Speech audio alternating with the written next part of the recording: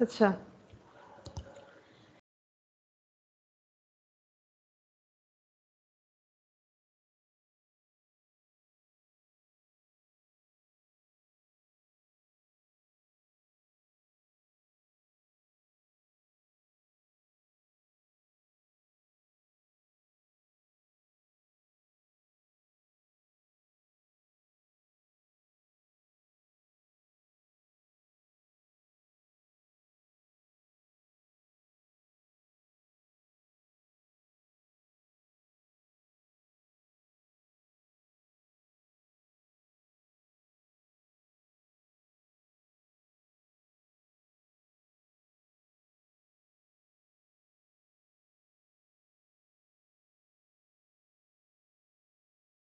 Ma'am आवाज नहीं आ रहा है।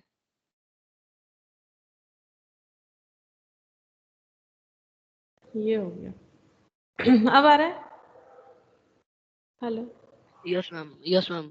हाँ, तो हम कह रहे थे कि जिन लोग का मैंने टेस्ट लिया था, ठीक है, तो अगर कोई प्रॉब्लम हो तो मुझे बोल सकते हो, हम अलग से क्लास करके वो समझा देंगे जो क्वेश्चंस नहीं हुआ है।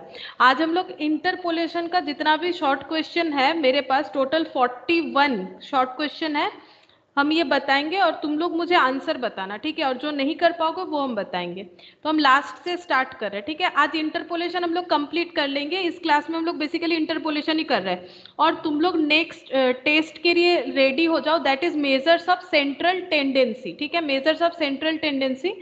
अच्छा, कल शायद तुम लोग का कोई क्लास नहीं होता है ना? कल तुम लोग का कोई क्लास रहता है? बीकॉम को पूछ रहे, कल तुम लोग का कोई क्लास रहता है? साहिल सोमोनीता कोनो क्लास था के? क्लास रहता है तुम लोग का कल? मुझे याद नहीं आ रहा है। मैम शायद नहीं। नहीं रहता है ना? ठीक है, तो कल शाम को 7 बजे तो तुम लोग को टाइम मिल जाएगा। कल 7 PM हम मेजर्स ऑफ सेंट्रल टेंडेंसी का टेस्ट लेंगे, ठीक है। एमसीक्यू पैटर्न जैसा है, प्लीज अच्छे तरह से पढ़ के टेस्ट देना, क्योंकि तुम लोग का एग्जाम लगभग आ चुका है, ठीक है। अच्छा, अब यहाँ से देखो, ये जो है इसका और टेस्ट अगर अरेंज कर पाए तो करेंगे, नहीं तो यहाँ पर प्रोबेबल सारा क्वेश्चन हम डिस्कस ही कर देते हैं, ठीक है। तो तुम लोग इसे नोट डाउन करते रहो, ठीक है, नोट डाउन करते रहो। और नोट डाउन करो, नहीं तो ये स्लाइड भी मिल जाएगा, लेकिन नोट डाउन करने से बेटर रहेगा।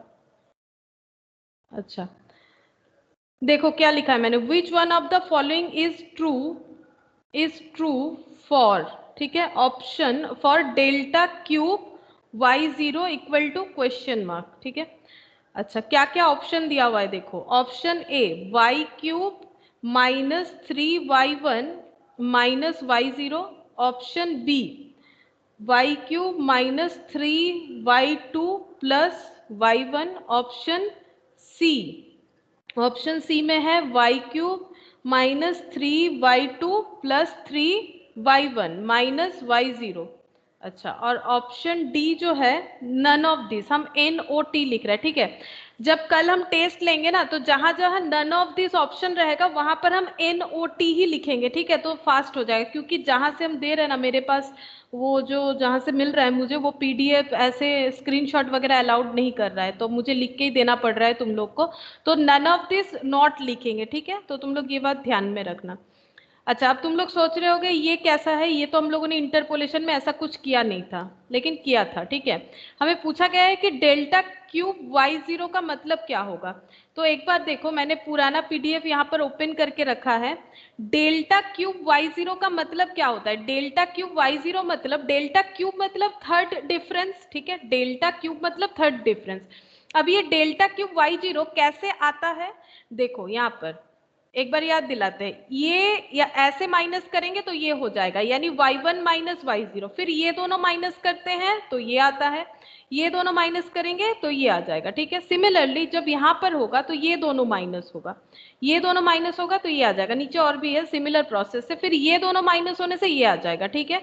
तो तुम लोग को ये समझना पड़ेगा कि डेल्टा क्यूब y0 किस तरह से आ सकता है। तो डेल्टा क्यूब y0 कैसे आएगा, यहाँ तो हम दिखा देते हैं, देख लो, यहाँ देख के तुम लोग बता सकते हो। Delta square y1 minus delta square y0, अब इसे कैसे याद रखेंगे, अगर मेरा क्यूब का डिफरेंस है तो ऑब्वियसली मेरा उसके आगे वाला जो कॉलम है उसका डिफरेंस से मुझे थर्ड डिफरेंस मिलेगा। जैसे मुझे अगर y लेके डिफरेंस निकालना है तो y डेल्टा का डिफरेंस आएगा, फर्स्ट डिफरेंस। अब ये फर्स्ट डिफरेंस को लेंगे तो सेकंड डिफरेंस आएगा, सेकंड डिफरेंस को लेंगे तो थर्ड डिफरेंस आएगा। तो इसका मतलब मेरे यहाँ पर क्या हो जाएगा, डेल्टा स्क्वायर हो जाएगा। डेल्टा स्क्वायर तो होगा ही होगा, ठीक है, डेल्टा स्क्वायर तो होगा ही, क्योंकि डेल्टा स्क्वायर वाला डेटा माइनस करेंगे तभी डेल्टा क्यूब वाला डेटा आएगा, ठीक है। अब अगर y0 है, y0 है तो क्या क्या आ जाएगा, y1 माइनस y0। देखो y1 minus y0, y1 minus y0, ऐसा क्यों, सारे में देखो ऐसा ही एक पैटर्न फॉलो हो रहा है, देख लो।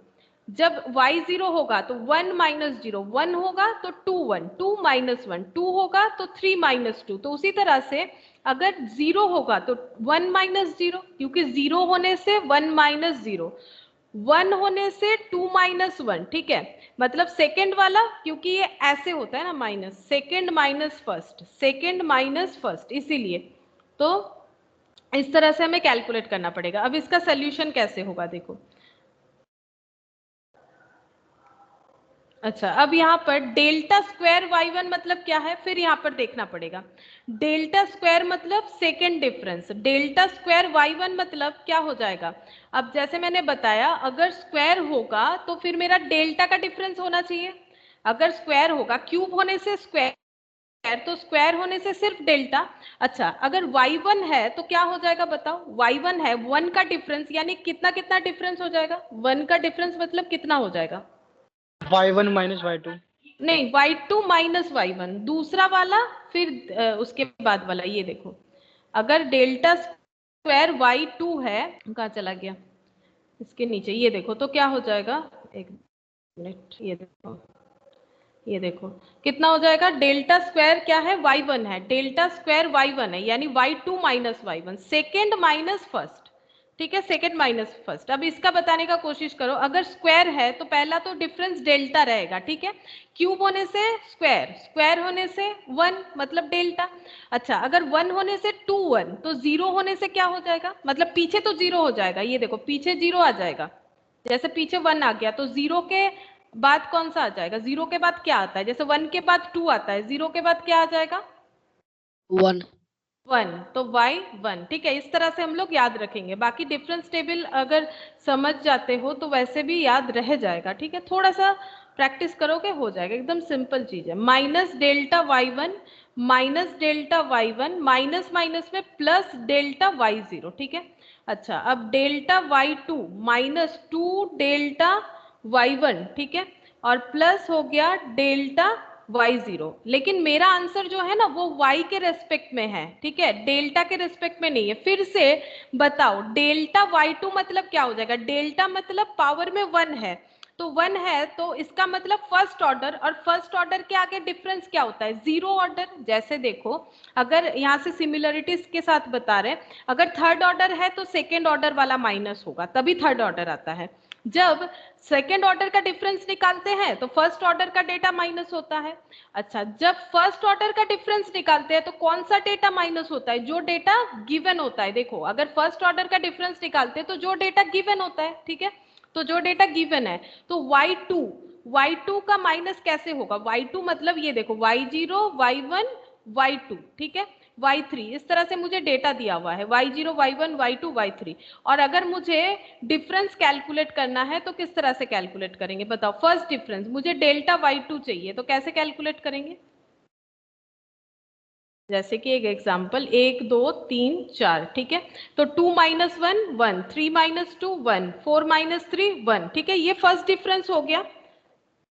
देखो, ये चीज तो तुम लोगों ने किया है ना, एक बार रिलेट करने का कोशिश करो, तो ये तो फर्स्ट डिफरेंस हो गया ना, फर्स्ट डिफरेंस। अच्छा, फर्स्ट डिफरेंस मतलब डेल्टा y, फर्स्ट डिफरेंस मतलब डेल्टा y, मुझे क्या चाहिए, डेल्टा y2 चाहिए। अब जो ये 1 आया, ये कितना आया है, ये डेल्टा y0, ये डेल्टा y1, और ये क्या आया है, डेल्टा y2। थोड़ा सा सोचोगे तो हो जाएगा, ये आया है डेल्टा y2। अब बताओ डेल्टा y2 कैसे करके आया है, कौन सा डेटा माइनस y, ये तो y0 है, ये y1 है, ये y2 है, ये y3 है। बताओ डेल्टा y2 क्या क्या माइनस करके आया है, ये 1 कैसे आया है, 4 माइनस 3 करके आया है ना, 4 माइनस 3 करके। तो 4 क्या है, तो जैसे कि मैंने बताया अगर 2 है तो क्या हो जाएगा 3 माइनस 2, y3 माइनस क्या हो जाएगा y2, ठीक है, -2। अब डेल्टा y1 है तो डेल्टा y1 मतलब ये वाला, तो 2 माइनस 1 करके आ जाएगा y2 माइनस y1। और डेल्टा y0, तो y0 है तो कैसे हो जाएगा, पीछे तो y0 आ जाएगा, यहाँ क्या आ जाएगा y1, देखो उसी तरह से होता है। अच्छा, y3 minus y2 minus 2y2 plus 2y1 plus y1 minus y0, ठीक है। तो y3, अच्छा 2y2 और माइनस y2 तो हो गया 3y2 और प्लस 3y1, ठीक है। तो प्लस 3y1 हो गया और माइनस y0, देखते हैं कौन सा ऑप्शन है, y3 minus 3y2, y3 minus 3y2 plus y1 plus 3y1 minus y0, यानी ऑप्शन सी हो रहा है, ठीक है। तो इसीलिए ये डिफरेंस टेबल को समझना बहुत जरूरी है। डिफरेंस टेबल में हो क्या रहा है, देखो एक बार हम समझाते हैं, और भी ऐसा क्वेश्चन आएगा तुम लोग बताना। पहला बात है, ये x जो होता है इसे हम लोग बोलते हैं आर्ग्यूमेंट, और ये जो y0 ये सब जो होता है इसे हम लोग बोलते हैं y का वैल्यू, इसे क्या बोला जाता है एंट्रीज, ठीक है। जब पहला डिफरेंस निकालेंगे तो डिफरेंस यानी डेल्टा हर जगह ये एप्लीकेबल होगा। ये फर्स्ट बार इसीलिए डेल्टा वाई, ये सेकेंड बार इसीलिए डेल्टा स्क्वायर वाई, ये थर्ड बार इसीलिए डेल्टा क्यूब, और ये फोर्थ बार इसीलिए 4। अब फर्स्ट वाला जो डिफरेंस वो 0 1, उसके बाद 2, उसके बाद 3। हर डिफरेंस कैसे होता है, जब फर्स्ट ऑर्डर का निकालेंगे तो डायरेक्ट डेटा माइनस हो रहा है, जब सेकंड ऑर्डर का होगा तो डिफरेंस का डेटा माइनस हो रहा है। तो यहाँ पर क्या हो जाएगा y1 y0, मतलब बैक में जाके करना है ना, तो कैसे याद रखेंगे, अगर y0 है तो y0 तो आएगा ही, सामने 1 आ जाएगा, 1 0, 0 है तो 1 0, 1 है 2 1, 2 है 3 2, 3 है 4 3, कैसे करेंगे, यहाँ y3 है तो यहाँ y3 लिखेंगे और यहाँ पर y4 पुट करेंगे, इसका एक ज्यादा डेटा, ठीक है, तब हो जाएगा। और उसके बाद उसे हमें सॉल्व करना पड़ेगा, तब आंसर आएगा। और भी ऐसा क्वेश्चन मिलेगा, देखते हैं किस तरह से हो जाएगा। हो जाएगा, अगर थोड़ा सा ट्राई करोगे तो होगा। अच्छा, इसके बाद क्वेश्चन नंबर 40, क्वेश्चन नंबर 40।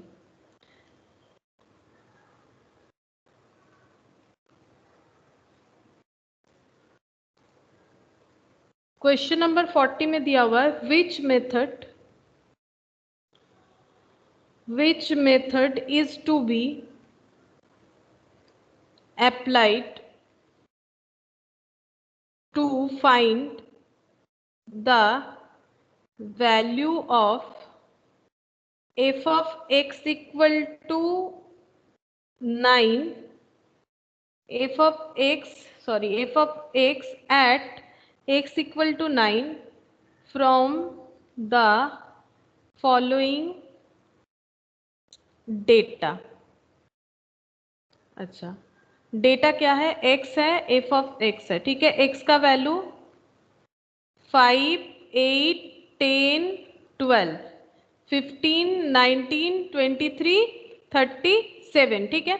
ये बताओ, ये इसका ऑप्शन नहीं दे रहे तुम लोग, मुझे आंसर बताओ, हम लिख देंगे, ऑप्शन दिया हुआ है, ठीक है। तुम लोग मुझे लेकिन आंसर बताओ। बोल रहा है कि कौन सा मेथड अप्लाई करें। इंटरपोलेशन में हम लोगों ने क्या क्या मेथड सीखा है, Newton's forward, Newton's backward, Lagrange का नॉर्मल जो है वो, और लैग्रेंज इनवर्स इंटरपोलेशन या फिर सेंट्रल इंटरपोलेशन, ये पढ़ा है हम लोगों ने।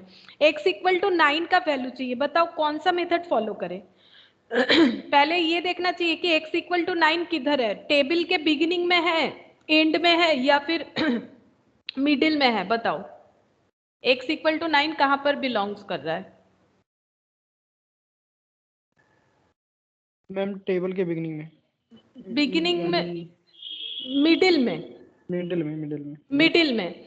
तो मिडिल में होने से क्या फॉलो करना चाहिए, मैंने एक चार्ट भी लिखवा दिया था, ये देखो न्यूटन्स, ये देखो यहाँ पर लिखा था कब कब एप्लीकेबल होगा, एक बार याद दिला देते हैं। Applied only when successive value of X are equidistant. पहला बात है कि न्यूटन्स का फॉर्मूला तभी अप्लाई होगा अगर ये सारे में वैल्यू इक्विडिस्टेंस हो। तो 5 से 8 का गैप कितना है, 3, 8 से 10 का गैप कितना है 2, 10 से 12 का गैप कितना है ये 2, ठीक है, बट यहाँ पर 3 आ जाता है। तो न्यूटन्स का फॉरवर्ड बैकवर्ड वहां कभी अप्लाई नहीं होगा जहां इक्विडिस्टेंस ना हो।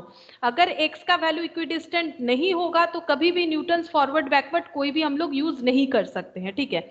लेकिन अगर यहाँ पर ये 5 से 8 के जगह ये 7 होता, या फिर मान लो सब में इक्विडिस्टेंट वैल्यू होता, या फिर ये 4 होता, नहीं कितना होने से इक्विडिस्टेंस होगा 6, ये 6 होता, तो ये सारा इक्विडिस्टेंट हो जाता, तब भी हम लोग न्यूटन्स का फॉरवर्ड बैकवर्ड नहीं लगा पाते, क्योंकि डेटा तो मिडिल में है टेबल के।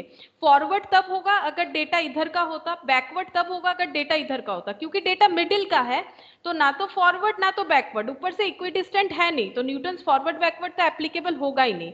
तो क्या एप्लीकेबल होगा, लैग्रेंज एप्लीकेबल होगा। Lagrange interpolation. हाँ, लैग्रेंज इंटरपोलेशन एप्लीकेबल होगा। For an intermediate value of x lying anywhere in the table no difference table, क्योंकि डिफरेंस टेबल यूज नहीं होता, इसका जो कैरेक्टरिस्टिक्स था ये 3rd नंबर का था, ठीक है। सेकेंड नंबर देखो लिखा हुआ है कब अप्लाई करना चाहिए, एप्लीकेशन कब होगा, लैग्रेंज का। अगर कोई इंटरमीडिएट यानी मिडिल वैल्यू हमें ढूंढना है एक्स का, या फिर टेबल के कहीं पर भी कोई भी वैल्यू है उसे ढूंढना है, तो हम लोग लैग्रेंज यूज करेंगे, ठीक है। लैग्रेंज तभी यूज होगा जब मिडिल का वैल्यू या फिर टेबल के कहीं पर भी कोई भी वैल्यू हो वो फाइंड आउट लैग्रेंज से हो जाएगा। लैग्रेंज को इक्विडिस्टेंस से कोई मतलब नहीं है। अगर 3 भी निकालना होता तो लैग्रेंज हो जाता, अगर 15 भी निकालना हो लैग्रेंज हो जाएगा, अगर 9 निकालना हो तो भी लैग्रेंज हो जाएगा, कोई प्रॉब्लम नहीं है। लेकिन न्यूटन्स फॉरवर्ड या बैकवर्ड तभी एप्लीकेबल होगा अगर डेटा इक्विडिस्टेंट है तो। यानी इसका ऑप्शन बहुत सारा दिया हुआ था, यहाँ पर ऑप्शन दिया हुआ था न्यूटन्स फॉरवर्ड इंटरपोलेशन, हम शॉर्ट में लिख रहे हैं, Newton's backward interpolation, Lagrange interpolation और Lagrange inverse interpolation. Lagrange inverse interpolation इसे आई लिख देते हैं। इनवर्स कब यूज होता है, नॉर्मली हम लोग किसका वैल्यू फाइंड आउट करते हैं, y का, यानी f ऑफ x का, या तो y का या f ऑफ x का, बात एक ही है। लेकिन अगर हमें कहीं पर भी क्वेश्चन में ये बता दे कि x का वैल्यू कितना होगा अगर y का वैल्यू इतना है, जो कि सिर्फ लैग्रेंज के इनवर्स वाले फॉर्मूले से ही होता है। ये सारा चीज हम लोगों ने लास्ट क्लास में किया था, अगर तुम लोगों का मिस है किसी का भी तो एक बार देखोगे तो याद आ जाएगा, ठीक है। तो लैग्रेंज इंटरपोलेशन फॉर्मूला लेंगे, इनवर्स इंटरपोलेशन नहीं लेंगे। इनवर्स तभी होता है अगर x कैलकुलेट करने बोलता है, ठीक है, x निकालो, लेकिन नॉर्मली हमें हर जगह y कैलकुलेट करने के लिए कहा जाता है। y का वैल्यू बताओ, तभी तो फॉर्मूला में होता है y इक्वल टू, चाहे वो फॉरवर्ड हो चाहे वो बैकवर्ड हो, ठीक है। अच्छा 40, इसके बाद 39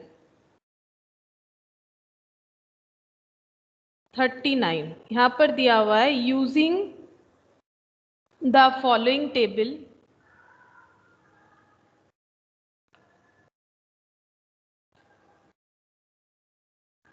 the value of y equal to question mark x y 0 1 2 3, अच्छा 1 10 49 और 142 ये दिया हुआ है टेबल।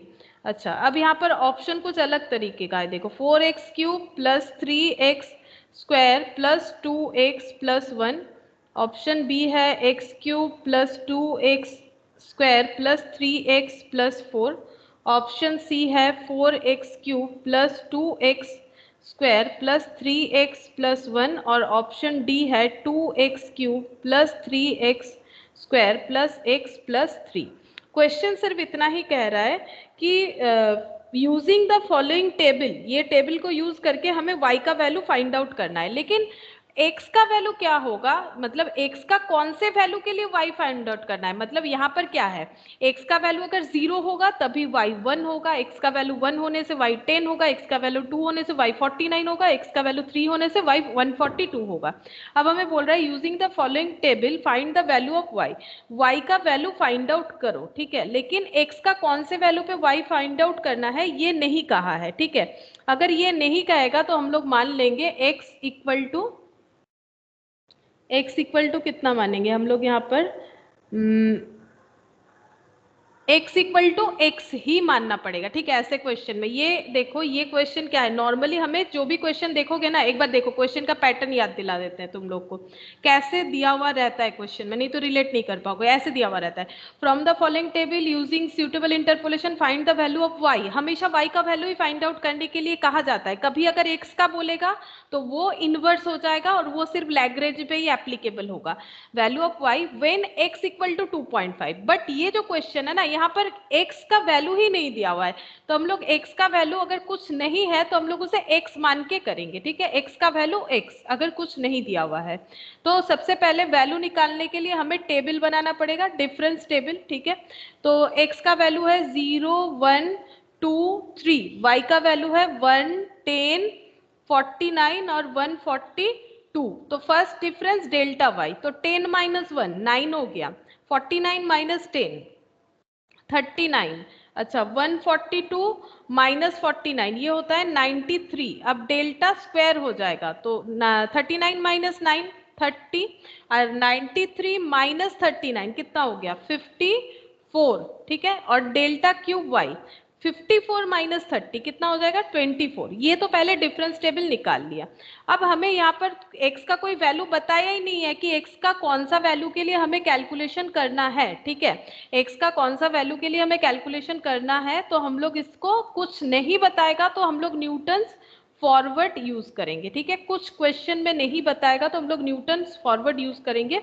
अच्छा, न्यूटन्स फॉरवर्ड का जो फॉर्मूला होता है वो ऐसे होगा, फॉर्मूला तुम लोग को याद रखना चाहिए, ये देखो नहीं तो नहीं कर पाओगे। फॉर्मूला यहाँ दिखा देते हैं, मैंने लिखवाया हुआ है इसलिए मैंने ये स्लाइड भी रखा है, ये देखो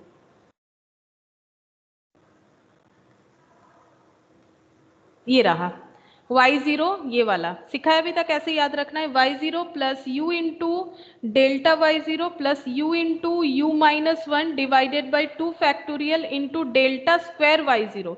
कहाँ तक लिखेंगे डेल्टा क्यूब तक, मतलब और एक बार u minus 2 divided by 3 factorial into delta cube y0। अब वैल्यू पुट करेंगे, हमें पता है y0 का वैल्यू कितना है 1, फर्स्ट वाला 0 होता है इसमें, y0 का वैल्यू 1 है। अच्छा u हमें फाइंड आउट करना पड़ेगा, u कैसे फाइंड आउट करेंगे, u इक्वल टू क्या होता है, u इक्वल टू होता है x minus x0 divided by h। ये देखो सारा चीज लिखवाया हुआ है x माइनस x0। अच्छा h मतलब equi distant value, equidistant value, ये x h मतलब x में इक्विडिस्टेंट कितना है, तो 1 माइनस 0 1, 2 माइनस 1 1, 3 माइनस 2 1, ठीक है। ये भी मेरा बताया हुआ है कि इक्विडिस्टेंट मतलब ये देखो h मतलब ये x1 minus x0 equal to x2 minus x1, इस तरह से जो x का डिफरेंस जो कि इक्विडिस्टेंट होगा वो है 1 इस क्वेश्चन में। अच्छा, x का वैल्यू हमारा कितना है, x का वैल्यू हमारा x है, हम लोगों ने यही माना है क्योंकि हमारे पास कोई वैल्यू नहीं है। और x0 का वैल्यू कितना है 0, तो ये कितना आ गया x, ये अल्टीमेटली x आ गया। और ये देखो मेरे ऑप्शन के साथ भी जाता है क्योंकि यहाँ पर सारा x दिया हुआ है, कोई भी नंबरिंग नहीं है, सारा x दिया हुआ है। अच्छा, अब देखो यहाँ पर पुट करेंगे, u मतलब कितना हो गया x। अच्छा, डेल्टा y0 कितना होगा, डेल्टा y0 9, देखो ये 9 हो जाएगा।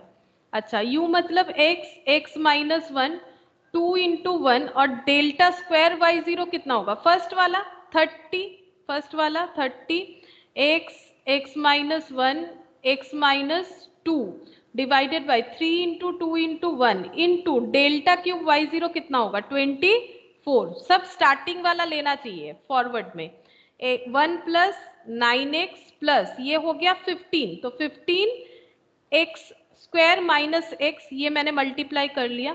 अच्छा, ये हो गया 3 2 6 6 और ये कितना हो जाएगा 4, तो 4x और ये जो है इसे मल्टीप्लाई कर लेते हैं x माइनस 1 और x माइनस 2 को, तो x square minus 2x minus x plus 2। अच्छा, अब इसे सॉल्व कर लेंगे, 15x square minus 15x plus 4x cube minus 8x square minus 4x square plus 8x। तो यहाँ पर पहले 4x क्यूब लिखेंगे, 4x क्यूब। अच्छा, स्क्वायर का कैलकुलेशन करते हैं, यहाँ पर 8 है, यहाँ पर 4 है, 12 और यहाँ पर 15, तो ये हो गया 3x स्क्वायर। और एक x का देखते हैं कितना है 8 प्लस 9, 17 और -15 तो कितना हो जाएगा? 15, 16, 17, 2x और +1 चेक करते हैं। 4x³ + 3x², 4x³ + 3x², अच्छा यही होगा, +2x + 1 +2x + 1, ठीक है।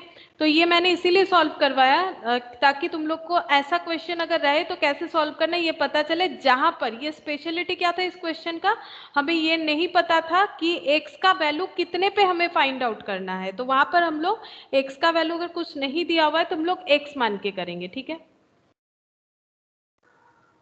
अच्छा, इसके बाद क्वेश्चन नंबर 39, ये सॉल्व नहीं करवाएंगे हम, सिर्फ तुम लोगों से पूछ लेंगे कि आंसर क्या होगा। x y मतलब कौन सा मेथड फॉलो करना है। 20, 23, 25, 26, 30, 30, 35, 35, 40 और 42 ये क्वेश्चन दिया हुआ है और बोल रहा है कि using suitable interpolation formula find y when x equal to 22। तो बताओ suitable interpolation फॉर्मूला कौन सा होगा। अगर पहले देखो कि न्यूटन्स यूज होगा कि नहीं होगा, क्योंकि इंटरपोलेशन का 4 फॉर्मूला होता है। फॉरवर्ड फॉरवर्ड, अच्छा देख लो सब में इक्वी डिस्टेंस है, चेक करके देखो।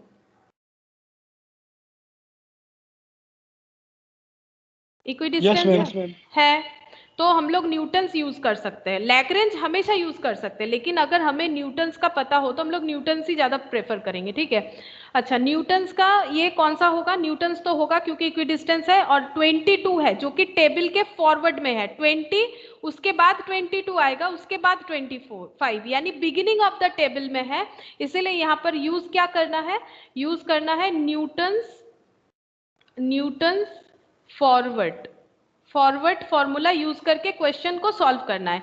एक्चुअली ये क्वेश्चन दिया हुआ है इस तरह से कि using suitable interpolation formula find the value of x equal to 22, find the value of y when x equal to 22, और ऑप्शन दिया हुआ है 23.03, ऑप्शन बी है 24.04, ऑप्शन सी है 21.01 और ऑप्शन डी है 22.02। तो तुम लोग का टास्क ये रहेगा कि तुम लोग खुद से, मैंने तो सिखा दिया है कैसे करना है और नहीं करवा रहे क्योंकि बहुत टाइम टेकिंग है, खत्म नहीं कर पाएंगे। तुम लोग को सॉल्व करना है, हम आंसर बता दे रहे हैं, ये लो प्रैक्टिस पर्पस तुम लोग को सॉल्व करना है, ठीक है। तो आंसर ये 4.04 होना चाहिए। आंसर में तुम लोग को क्या क्या फाइंड आउट करना पड़ेगा, पहले तुम लोग को समझना पड़ेगा कि कौन सा मेथड अप्लाई करना है, फिर उसे अप्लाई करोगे तो तुम्हारा आंसर ये आ जाएगा, ठीक है। तो ये खुद को करना है। अच्छा, अब हम नेक्स्ट वाले में चले जा रहे हैं 38। अच्छा 38, अच्छा ये 38 ही तो था, ये गलत लिख दिया था मैंने। 39, हाँ ये 38 था। 37,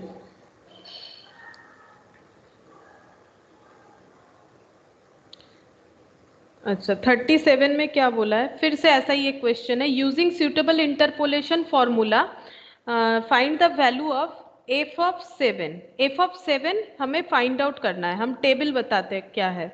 x y, f of x दिया हुआ है, ठीक है, जैसा फॉर्मेशन है वैसे दे रहे, लैंग्वेज हम ऐसे ही बता दे रहे। Using suitable interpolation formula find the value of f of 7, ठीक है, ये दिया हुआ है।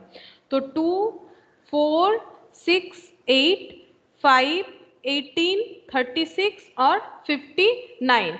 तो बताओ f ऑफ x मतलब y का वैल्यू अगर 7 होगा तो आंसर क्या होगा, बताओ कौन सा? पहले बताओ कि f ऑफ 7 अगर हमें कैलकुलेट करना है, एक्चुअली f ऑफ x होता है ना, y का मतलब f ऑफ x होता है, तो f ऑफ 7 इसका मतलब x का वैल्यू 7, ये समझना पड़ेगा। देखो f ऑफ x मतलब होता है फंक्शन ऑफ x, ठीक है, f ऑफ x का मतलब होता है फंक्शन ऑफ x। अब यहाँ पर 7 दिया हुआ है मतलब x का वैल्यू दिया हुआ है, तो x अगर 7 है तो y कितना होगा, बस क्वेश्चन को घुमा के पूछा है बट वही क्वेश्चन है, तो इसमें क्या क्या चेंजेस हो सकता है वो ध्यान दो।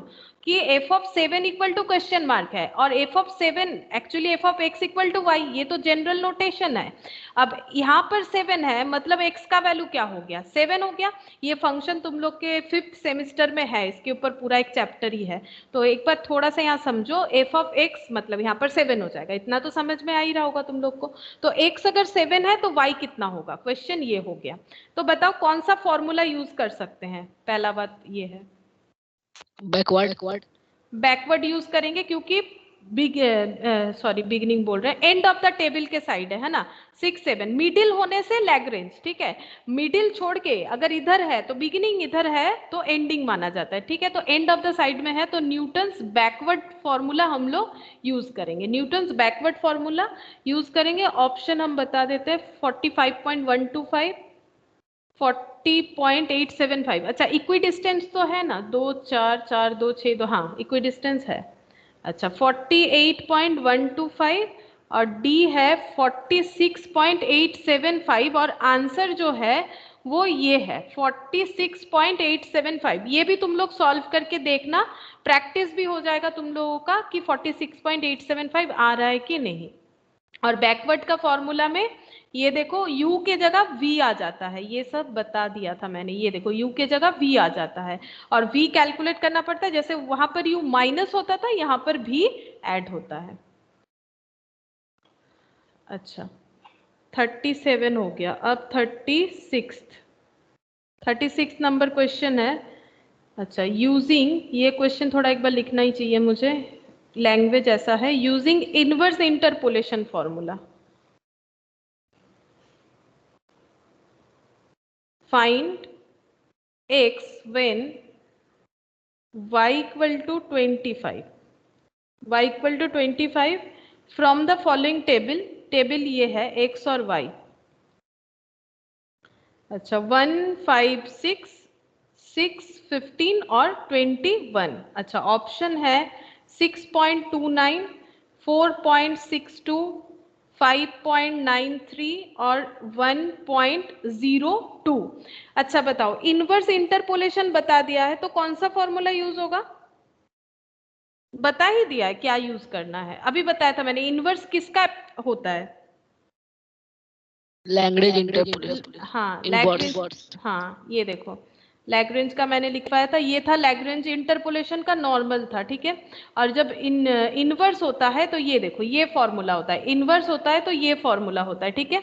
तो इनवर्स होने से हमें क्या फाइंड आउट करना पड़ता है, एक्स। चलो क्वेश्चन देखते हैं, क्या एक्स फाइंड आउट करने बोला है, हाँ। नॉर्मली हमें कभी एक्स फाइंड आउट करने के लिए नहीं कहा जाता है, एक्स मतलब इनवर्स बोल रहा है, बिकॉज एक्स जो है वो इंडिपेंडेंट होता है और y जो है वो डिपेंडेंट वेरिएबल होता है, ठीक है। तो x कैलकुलेट करना है जब y इक्वल टू 25 होगा। तो यहाँ पर देख लो एक बार क्या क्या कैलकुलेट करना पड़ेगा, डेल्टा 0 डेल्टा 1, ठीक है। ये सब हमें कैलकुलेट करना पड़ता है, डेल्टा 0 डेल्टा 1 और डेल्टा n, ये सारा चीज कैलकुलेट करना पड़ता है। और ये कैसे होगा ये मैंने दिखाया था, ये देखो y माइनस y1 इस तरह से करना पड़ेगा। तो इसका एक बार दिखा देते हैं, ठीक है, कैसे होगा। डेल्टा 0, तो सबसे पहले क्या कैलकुलेट करेंगे, डेल्टा 0। डेल्टा 0 मतलब कैसे हो जाएगा, ऐसे। क्या क्या लिखना पड़ेगा, ये देखो y माइनस y1, क्या लिखेंगे y माइनस y1, फिर क्या लिखेंगे y माइनस y2, फिर लिखेंगे y माइनस y2, ठीक है। अच्छा अब कितना तक है, 0 y0 y1 y2, तो वहां तक ही लिखना पड़ेगा। नीचे क्या होगा, मैंने सिखाया भी था सीक्वेंस, नीचे होगा y0 माइनस y1 और y0 माइनस y2। तो क्या सीक्वेंस क्या था, y0 यहाँ पर रहेगा, देखो यहाँ पर भी y1 माइनस, यहाँ भी y1, यहाँ भी y2, यहाँ भी y2, ठीक है। यहाँ पर y देंगे और यहाँ पर y0 देंगे क्योंकि डेल्टा 0 है। अब आंसर क्या होगा देख लो, y मतलब कितना है, y मतलब है 25, ये रहा y मतलब 25, y1 कितना है 15, y मतलब कितना है 25 और y1 कितना है y2 कितना है 21। अच्छा y0 कितना है 6 माइनस 15 और 6 माइनस 21, तो इसका आंसर क्या हो जाएगा, तो 25 माइनस 15 कितना हो गया 10 इंटू ये कितना हो जाएगा 4, 10 इंटू 4। अच्छा ये ब्रैकेट हटा दो नहीं तो नेगेटिव जैसा लग रहा है, नेगेटिव वैल्यू लग रहा है। 10 इंटू 4 और ये हो जाएगा 6 माइनस 15, 6 माइनस 15 हो गया -9 इंटू 6 माइनस 21, तो ये हो गया -15, ठीक है। तो ये हो गया 40 बाई 15 इंटू 9 कर लेते हैं, 15 इंटू 9, तो ये हो गया 135, ठीक है। ये डेल्टा 0 आ गया। अब क्या निकालेंगे, डेल्टा 0 के बाद निकालना पड़ेगा डेल्टा 1, ठीक है। डेल्टा 1 कब तक निकालेंगे, 0 1 2 2 तक। अब डेल्टा 1 कैसे लिखेंगे, जैसे यहाँ पर y लिखा था, देखो डेल्टा 1 में भी वैसे ही y लिखेंगे, y, अच्छा जैसे 0 निकालेंगे ना तो 0 कहीं नहीं आना चाहिए, y 0 कहीं नहीं आना चाहिए। वैसे डेल्टा 1 तो y माइनस y 0 हट जाएगा, y1 और y माइनस सॉरी y 0 और y2, ठीक है। y डेल्टा 1 है तो y1 नहीं आएगा, और नीचे क्या हो जाएगा, डेल्टा 1 का निकालेंगे तो y1 माइनस y0 और y1 माइनस y2, ठीक है। कंसेप्ट क्या था कि y लेंगे ऊपर हर बार, ठीक है, लेकिन अगर डेल्टा 0 है तो कहीं भी माइनस में डेल्टा 0 नहीं आएगा, और अगर डेल्टा 1 है तो कहीं भी माइनस में डेल्टा 1 नहीं आएगा। अच्छा, तो 25 माइनस 6 और ये हो जाएगा 25 माइनस 15, और यहाँ पर हो गया 20, y1 है मतलब 15, 15 माइनस 6 और 15 माइनस 15, 15 माइनस 15 हो गया, y1 मतलब 15 और y2, अच्छा कुछ गलत लिख दिया मैंने, y0 y1 y2, ये 21 होगा, ये 21 होगा, मैंने यहाँ से देख के लिखा इसलिए गलत हो गया, 21। अच्छा 25 माइनस 6 ये कितना हो गया, 19 इंटू 4 और ये हो जाता है 20, ये y0 y1 ये 15 है, तो 15 माइनस 6 9 और 15 माइनस 21 माइनस 6, तो ये हो गया 19 इंटू 4 76 डिवाइडेड बाई -54, डेल्टा 1 आ गया। अच्छा अब डेल्टा 2 में क्या हो जाएगा, ऊपर y minus y0 y minus y1, y2 नहीं ले सकते, अब नीचे क्या हो जाएगा, y2 माइनस y0 और y2 माइनस y1, ठीक है। तो डेल्टा कितना है, सॉरी y कितना है, y है 25, अच्छा y0 कितना था 6, फिर 25 माइनस y1 कितना है 15, अच्छा y2 है 21 माइनस 6 और 21 माइनस 15, देखते हैं कितना आता है, 25 माइनस 6 19 और 15 और ये हो गया 10, अच्छा 21 माइनस 6 तो ये कितना हो जाएगा 15 और ये हो गया 21 माइनस 15, अच्छा ये 6 तो ये कितना हो जाएगा 190 और 90, ठीक है। तो डेल्टा का वैल्यू आ गया। अब हमें x फाइंड आउट करना है। x का फॉर्मूला देख लो क्या लिखवाया था, delta 0 x0, delta 0 x0, delta 1 x1 plus delta 2 x2, ठीक है। तो डेल्टा 0 कितना आया हुआ है, डेल्टा 0 है 40 बाई 135, अच्छा 40 बाई 135 इंटू x0 है 1, x0 है 1, ये देख लो x0 क्या है 1 है और x2 5 और उसके बाद 6 है। अच्छा डेल्टा 1 इंटू 5 और डेल्टा 2 इंटू 6, डेल्टा 2 है 190 बाई 90 इंटू 6 और डेल्टा 1 कितना है, डेल्टा 1 है 76 बाई -54, अच्छा बस अब इसे कैलकुलेटर में कैलकुलेशन करना है। तो 40 डिवाइडेड बाई 135 तो ये आ गया 0.296, ऐसा आ रहा है 0.296 2, चार्ट डेटा लेना चाहिए, ठीक है। ये माइनस हो जाएगा तो 76 into 5 divided by 54 7.0370 chart data लेंगे, ठीक है। अच्छा यहाँ पर हो गया 19 इंटू 6 डिवाइडेड बाई 9 तो ये हो गया 12.6667, ठीक है। 12.6667 प्लस 0.2962 माइनस 7.0370, अच्छा तो ये आंसर आ रहा है 5.5 925, ठीक है, 5.925, और ऑप्शन क्या था, ऑप्शन 5.925, यानी ऑप्शन सी हो जाएगा, ठीक है, ऑप्शन सी हो जाएगा, क्योंकि मैंने एक ही दिन करवाया था तो एक बार ये फिर से करवा दिया। लैग्रेंज कैसे करना है, ये इनवर्स वाला हो गया। अच्छा, ये 36 हो गया हम लोगों का। अच्छा, 35th नंबर देखो, 35th नंबर क्वेश्चन क्या है, use Lagrange interpolation, find f of x when x equal to 0। अगर ये बोल रहा है कि x इक्वल टू 0 अगर है, और टेबल क्या दिया हुआ है, x और f ऑफ x, ठीक है, x और f ऑफ x टेबल क्या दिया हुआ है, देखो 1 2 3 4 -2 9 6 और 10। अच्छा, ऑप्शन लिख देते हैं, ऑप्शन है 44 -44 -48 और 48। मतलब कंफ्यूजन हो सकता है कैलकुलेशन में, तभी देखो ऑप्शन इस तरह से दिया है, और ऑप्शन आंसर है -48, ठीक है, आंसर है -48 यानी सी। ये लैग्रेंज बोला है, इनवर्स नहीं बोला है, मैंने इनवर्स करके दिखाया था। लैग्रेंज का फॉर्मूला एक बार याद दिला देते, कैसे है, देखो सिमिलर है, उसी के तरह है, ये देखो कैसे होगा, इसी के तरह है, लेकिन वहां पर हम लोग x फाइंड आउट कर रहे हैं, यहाँ पर y। वहां पर हम लोगों ने किया था डेल्टा 0 x0, क्योंकि हम लोग x फाइंड आउट कर रहे थे, यहाँ डेल्टा 0 y0, सेम कंसेप्ट है। वहां पर डेल्टा 0 जब कैलकुलेट करें तो y यूज कर रहे हैं, यहाँ पर x यूज करेंगे, करने का पैटर्न बिल्कुल सेम है।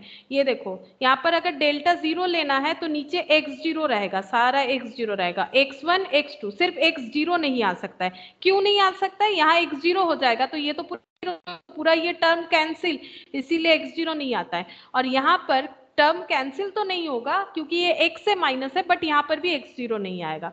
यहाँ डेल्टा 1 जब लेंगे तो कहीं पर भी x1 नहीं दिखेगा, हमें कहीं पर भी x1 नहीं दिखेगा, यहाँ x और यहाँ पर x1 से माइनस होगा। डेल्टा 2 में यहाँ x और यहाँ पर x2 से माइनस होगा, कहीं पर भी x2 नहीं रहना चाहिए। अब जिस तरह से होगा, जितना सारा डेल्टा निकलेगा उसी तरह से करना है, बिल्कुल ये इनवर्स के तरह ही है, बस इसमें x लेके करना है, इसमें y से करना है। -48, ये भी तुम लोग प्रैक्टिस करना और आंसर एक बार कैलकुलेट कर लो कि कैसे होगा, ठीक है। अच्छा, 34th number, Y are, question कैसे दिया हुआ है देखते हैं, तुम लोग समझ पाते हो कि नहीं। 22 45 65 इस तरह से दिया हुआ है, रेस्पेक्टिवली लैंग्वेज में दिया हुआ है, respectively when the values of x are 5 7 9 11 using Newton's forward interpolation बता ही दिया है formula, find y when x equal to 6, ठीक है। इसका ऑप्शन भी लिख देते हैं, 17.35 13.75 15.73 और डी में है 12.67 और आंसर है ये वाला 13.75, ये आंसर है। तो ये भी तुम लोग करके देख सकते हो। तो इसमें तो बता ही दिया है क्या यूज करना है, न्यूटन्स फॉरवर्ड इंटरपोलेशन यूज करना है। अब हमें क्या करना पड़ता है, न्यूटन्स फॉरवर्ड बैकवर्ड में पहले डिफरेंस टेबल निकालेंगे, और यहाँ पर देखो टेबल फॉर्मेट में नहीं दिया हुआ है, लेकिन x और y का वैल्यू दे दिया है, x का वैल्यू, इसका टेबल फॉर्मेट तुम लोगों को कर लेना है। x और y लिखोगे, x का वैल्यू 5 7 9 11, y का वैल्यू इस तरह से, नहीं तो सोचो कि अगर ये लैंग्वेज में है तो ये कुछ नया है, नहीं, यहाँ पर टेबल ना देके यहाँ पर सिर्फ लैंग्वेज में लिख दिया है, बात एक ही है, ठीक है। ये था 34th नंबर। अच्छा, इसके बाद 33। अच्छा, 33 में एक नया चीज मिलेगा हम लोग को, ठीक है, ऐसा हम लोगों ने पहले नहीं किया है। The value of a function f of x are given, f of 0 equal to 1, f of 1 plus f of 2 equal to 10, f of 3 plus f of 4 plus f of 5 equal to 65. Find f of 4.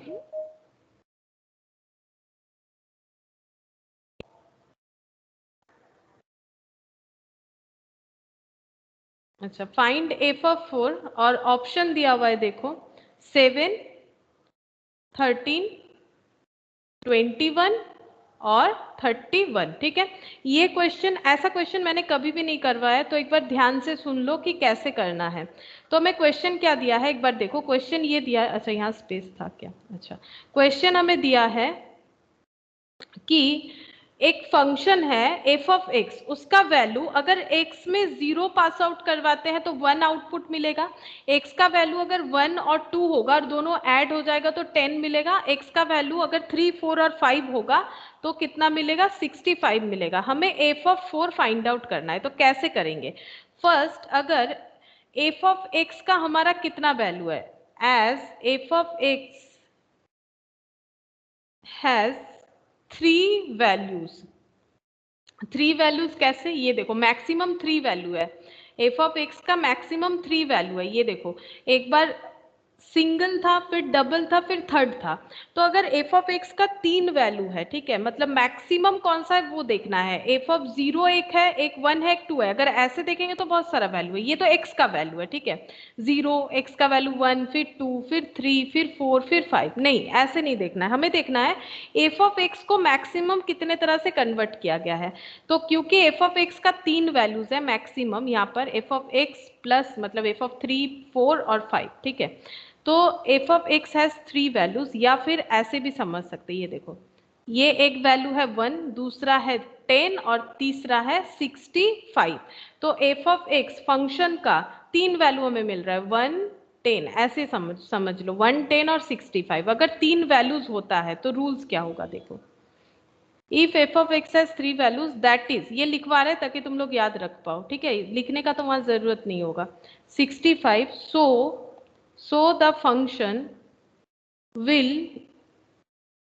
be a polynomial, polynomial क्या होता है बता देंगे, ठीक है, ये सिर्फ समझने के लिए, polynomial of degree 2, degree 2। Polynomial मतलब ये देखो ऐसा एक होता है ना, a x square plus b x plus c, ठीक है, ये एक क्या होता है, इक्वेशन का फॉर्मूला होता है, इक्वेशन का फॉर्मूला होता है a x square plus b x plus c. इसमें डिग्री क्या है, एक्स का सबसे हाईएस्ट पावर क्या है, 2, तो बोलेंगे कि इस फंक्शन का, इस इक्वेशन का डिग्री क्या है, 2, ठीक है, इस इक्वेशन का डिग्री 2 है। अगर किसी इक्वेशन का डिग्री 2 होता है इसका मतलब ये इक्वेशन उसे सेटिस्फाई करवाएगा। जैसे अगर डिग्री 1 होगा तो ऐसे इक्वेशन होगा ए एक्स प्लस बी यानी डिग्री 1, ठीक है, इसका मतलब डिग्री 1 है।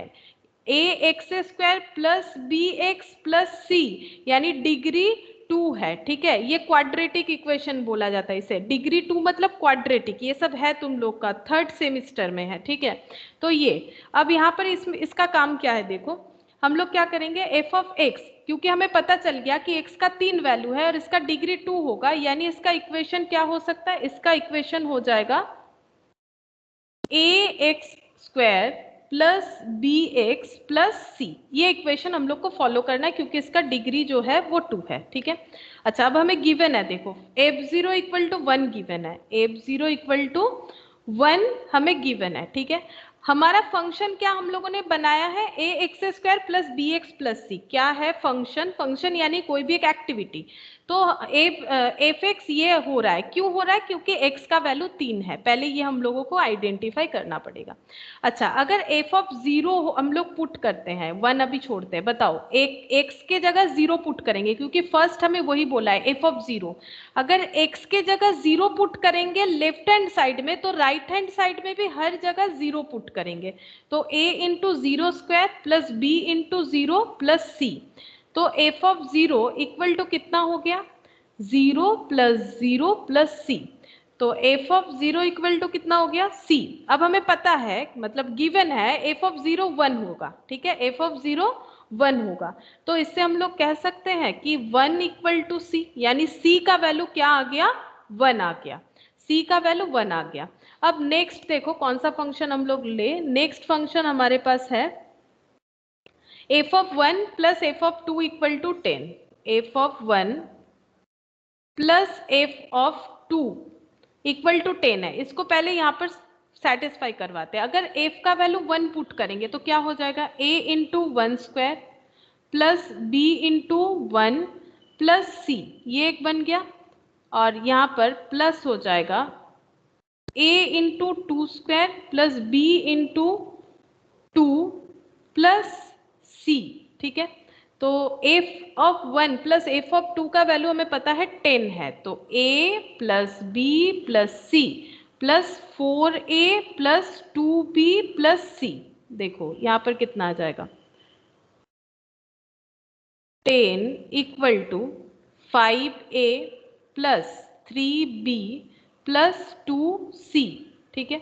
और c का वैल्यू हम लोगों ने 1 फाइंड आउट करके रखा है, तो 10 equal to 5a plus 3b plus 2 into 1 अभी अभी फाइंड आउट किया हम लोगों ने, तो 5a plus 3b equal to कितना हो गया 8, ये इधर आ जाएगा माइनस हो जाएगा तो कितना हो जाएगा 8, तो 5a प्लस 3b 8 आ गया। सिमिलरली और एक जो बचा हुआ है उसको भी यूज करेंगे, देखो f3 f4 f5, अच्छा f3 f4 और f5,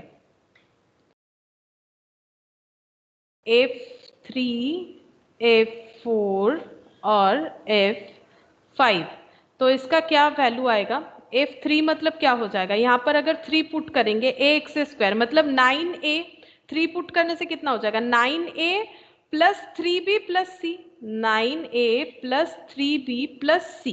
सिमिलरली अगर 4 पुट करेंगे तो 16a plus 4b plus c, 16a plus 4b plus c, और लास्ट अगर 5 पुट करेंगे तो 25a 5b, 25a plus 5b plus c, तो इसका वैल्यू हमें दिया हुआ है 65, तो 65 इक्वल टू कितना हो गया a और a, तो 9 प्लस 16, 9 प्लस 16 25 होता है, 25 एंड 25 50a, अच्छा 3b और 4b और 5b, तो 5 और 4 9, 9 और 3 कितना हो गया 12b, और यहाँ पर 3c, अब c का 1 पता है हमें, तो 65 equal to 50a plus 12b plus 3, तो 50a plus 12b equal to 62 हो गया, ठीक है 62 हो गया। अब हमें क्या करना है, इसे सॉल्व करना है, ये दोनों इक्वेशन को हमें सॉल्व कर लेना है, ठीक है। तो इसको अगर 1 को अगर हम लोग 10 से इंटू करेंगे तो 50a plus 30b equal to 80, और ये हो गया 50a plus 12b equal to 62, minus कर दो, ये कितना हो गया 30 माइनस 12, 30 माइनस 12 कितना हो गया 18b, 18 हाँ, और ये हो जाएगा 80 माइनस 62, ये 18, तो b इक्वल टू 1।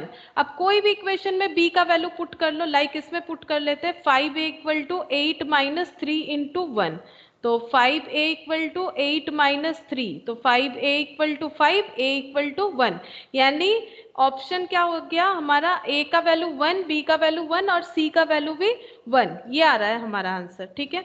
अच्छा, तो यहाँ पर हमें ऑप्शन क्या दिया है, वैल्यू ऑफ f4, हमें बोला है वैल्यू ऑफ f4 निकालो, अभी तक हमारा क्वेश्चन कंप्लीट नहीं हुआ है, f4 निकालने बोला है, ठीक है। तो f4 निकालेंगे, फंक्शन क्या है ax square plus b x plus c, इसमें एफ ऑफ एक्स, अब एफ ऑफ 4 सिक्वेंशियली लिखते हैं, तो 4 यहाँ पर पुट करेंगे तो कितना हो जाएगा 16a plus 4b plus c, अब सारा 1 आया है तो 16 इंटू 1 4, हाँ 4 इंटू 1 और 1 21, 21 यानी ऑप्शन सी, देख लो 21 यानी ऑप्शन सी। क्वेश्चन देखने में लेंदी है लेकिन कुछ उतना टफ नहीं, बस एक चीज ध्यान रखना है डिग्री क्या होगा, अगर फर्स्ट डिग्री होगा तो ax plus b, second degree होगा तो x square plus b x plus c, और डिग्री कैसे पहचानना है, फंक्शन का कितना सारा वैल्यू है उसके हिसाब से, बाकी अपने हिसाब से तुम लोग कैलकुलेशन कर सकते हो, मैंने एलिमिनेशन मेथड यूज किया, तुम लोग सब्सटीट्यूट करो, कुछ भी कर सकते हो। अच्छा, ये हो गया 33 का। अच्छा, अब 32 नंबर क्वेश्चन, इसमें बोला है the third term for Newton's forward interpolation formula is 3 option दिया है, यहाँ ऑप्शन मुझे लिखना ही चाहिए, नहीं तो नहीं समझ पाओगे क्या पूछा जा रहा है। Option B u into u minus 1 2 factorial delta square y0। Option C u into u plus 1 2 factorial delta square y0। और option D u into u minus 1 2 factorial और डेल्टा y0। बताओ थर्ड टर्म कौन सा होगा? अगर जरूरत है तो कॉपी निकाल के ही देख लो कितना होगा थर्ड टर्म। यहाँ पर हम दिखा सकते हैं, तुम लोग एक बार ट्राई करो, नहीं तो हम यहाँ पर दिखा देंगे, स्लाइड में है थर्ड टर्म। पहला बात है प्लस वाला ऑप्शन तो ऐसे ही कैंसिल हो जाना चाहिए, क्योंकि प्लस नहीं होता है, वो तो बैकवर्ड में भी वाला प्लस होता है, ये तो ऑप्शन तो ऐसे ही गायब हो जाएगा। अब बताओ अगर मुझे पूछा है थर्ड टर्म तो क्या होगा? ये देखो यहाँ पर फॉर्मूला याद नहीं आ रहा है तो ये देखो थर्ड टर्म कहाँ गया, ये रहा, फर्स्ट सेकेंड थर्ड क्या होगा, u into u minus 1 divided by 2 factorial into delta square y0, यानी ऑप्शन कौन सा हो जाएगा, डेल्टा स्क्वायर y0, यानी ऑप्शन बी। Option B. तो इसको तुम लोग को समझना पड़ेगा, जैसे मैंने फॉर्मूला याद रखवाया था, first term second term third term, तो एक बार फॉर्मूला लिखोगे, लिखने से ही पता चल जाएगा, ठीक है, ऐसे याद नहीं रख पाओगे। जैसे ही ऐसा क्वेश्चन आएगा फटाफट फॉरवर्ड फॉर्मूला लिख लेना है, क्योंकि वो तो तुम लोग को याद रखना ही है। फॉरवर्ड फॉर्मूला लिख लोगे और खुद ब खुद वहां पर तुम लोग को मिल जाएगा कि आंसर क्या होना चाहिए। अच्छा ये 31 होगा, 32 के आगे 31। अच्छा, द शिफ्टिंग ऑपरेटर, ये भी एक नया चीज है, ये याद रखो, ठीक है। ये 1-2 पॉइंट बचा हुआ था शायद, ये क्वेश्चन मिल रहा है मुझे यहाँ पर। The shifting operator is denoted by E B delta C omega बोलते हैं इसे, डब्ल्यू के तरह होता है, और डी ये एक साइन, इसका नाम फिलहाल मुझे याद नहीं आ रहा है। इसका आंसर हम बता देते क्या होगा, क्योंकि ये याद रखने वाली बात है। देखो शिफ्टिंग ऑपरेटर ई होता है, डेल्टा डिफरेंस ऑपरेटर होता है, बाकी इंटरपोलेशन में ऐसा कोई भी नोटेशन यूज नहीं होता है, डेल्टा और ई यूज होता है। ई का यूज मैंने अभी तक नहीं बताया, क्योंकि ई रिलेटेड उतना क्वेश्चन नहीं होता है, एक दो जो है करवा देंगे। डेल्टा मतलब डिफरेंस ऑपरेटर, ये याद रखो इसका नाम डिफरेंस ऑपरेटर, और इसका नाम है शिफ्टिंग ऑपरेटर, ठीक है। तो अगर क्वेश्चन आए कि शिफ्टिंग ऑपरेटर कौन सा है, तो तुम लोग को ये आंसर बताना पड़ेगा, ठीक है। अच्छा, और ये जो ई है और डेल्टा में एक रिलेशन होता है, उसके रिगार्डिंग भी एक क्वेश्चन है, लिखा देते हैं, वो भी तुम लोग याद रखना फॉर्मूला के जैसे। 30 number, the relation between E मतलब शिफ्टिंग ऑपरेटर एंड डेल्टा यानी difference operator is, option A E equal to 1 minus data, E equal to delta minus 1, E equal to delta by D, और E equal to 1 plus delta. अच्छा, E equal to 1 plus delta, हम answer बता देते हैं, answer होगा ये D equal to D हो जाएगा E equal to 1 plus delta, ठीक है। इसके रिलेशन में क्वेश्चन भी है, जब क्वेश्चन आएगा ये क्यों हो रहा है वो भी बता देंगे, ठीक है। ये शिफ्टिंग ऑपरेटर है और डिफरेंस ऑपरेटर के साथ इसका रिलेशन ये है कि दोनों वैसे बराबर है। कैसे याद रखोगे, E इक्वल टू डेल्टा की तरह याद रख सकते हो, बट 1 प्लस हो जाएगा किसमें, डेल्टा में। अच्छा, अब 29th number question, the nth term of Newton's backward interpolation formula, ठीक है। The nth term of Newton's backward interpolation formula, कहाँ चला गया क्वेश्चन, हाँ, इज nth टर्म बोला है v plus 1 v plus 2 dot dot v plus n minus 1। तुम लोग कॉपी निकाल के देखो, nth मतलब लास्ट वाला क्या होगा, लिखे हो तो देखो। Option B v plus 1 v plus 2 dot dot v minus n plus 1 n factorial delta n y0। अच्छा, option C v into v plus 1 v plus 2 dot dot v minus n minus 1 divided by n factorial into delta n y0। और option D दिया हुआ है v into v minus one v minus two dot dot v minus n minus one divided by n factorial into delta n y0। तो first देखो, जो हमारा backward है उसमें माइनस का कोई कंसेप्ट नहीं है, बैकवर्ड में प्लस है, यानी ऑप्शन डी तो पहले, हाँ ऑप्शन डी पहले कैंसिल है ना, एडिशन है क्योंकि उसमें बैकवर्ड में। अब ये तीनों में कंफ्यूजन, अब कैसे याद रखना है देखो, यहाँ पर बैकवर्ड में एक बार दिखाते हैं कैसे याद रखना है हमें। बैकवर्ड का फॉर्मूला जब मैंने लिखवाया, ये देखो यहाँ पर क्या होगा, ए होगा। अच्छा, ऑप्शन ए भी प्लस वन भी प्लस टू डॉट डॉट, हाँ ऑप्शन ए होगा, ठीक है ऑप्शन ए होगा, क्योंकि हमेशा भी प्लस एन माइनस वन ही होता है, क्योंकि भी में प्लस होता है, भी में माइनस नहीं होता है। देखो भी में प्लस होता है, एन मतलब जितना सारा नंबर है, ठीक है। एन माइनस वन क्यों होता है, क्योंकि एक डिजिट जीरो से स्टार्ट होता है ना, इसलिए एन माइनस वन हो जाता है, वो तुम लोग चेक करके देख सकते हो। और ये देखो सबसे इजी वे है समझने का, भी में प्लस लगना चाहिए, भी में माइनस अगर होगा तो ये भी तो नहीं होगा, तो भी में प्लस लगना चाहिए, तो ऑप्शन ए। अच्छा 28th, अच्छा द